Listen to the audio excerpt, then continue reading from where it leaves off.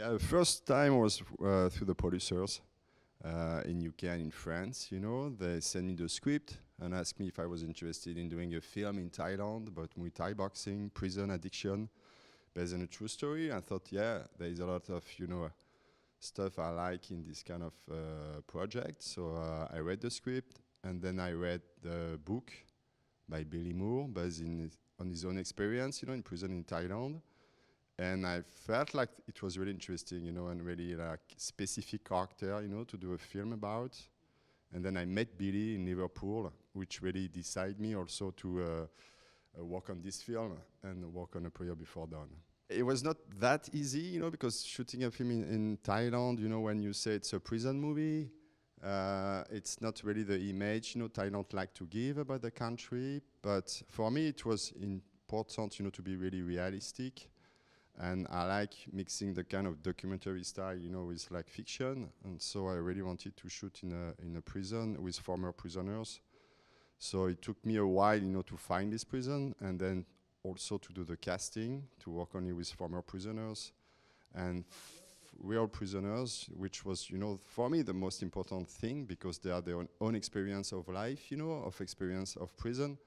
And they could give, the sense of how is the life in prison, and helped me a lot on the script as well, with experience. And this guy, they're all like covered with tattoos, and you can't imagine coming on set and having extras and doing the makeup on 100 people. So they were like perfect physically, and I think they have something inside which like it's difficult for an actor to get, the experience of this life in prison, which I haven't been in prison in Thailand, not yet. So hopefully never, but I needed these people, to give the experience and to help me, to work on this film. So the most important thing was to find these people. So I did it, like it took almost a year, to find all the former prisoners to act in the film.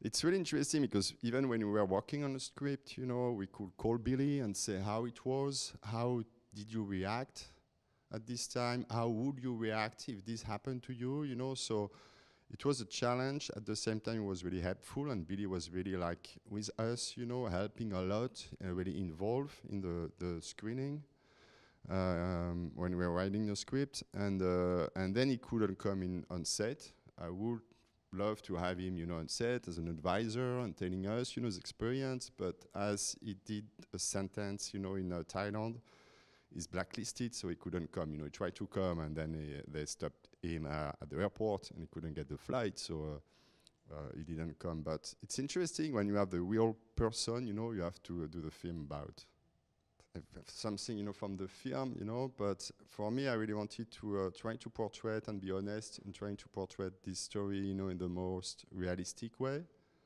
and trying to understand what he went through, what you could go through, in life, through the different experience, through addiction, through drugs, through boxing, through prison, being like suddenly confronted to like a lot of people, in a kind of different environment, with a language, he can't speak, being suddenly immersed, in a different world.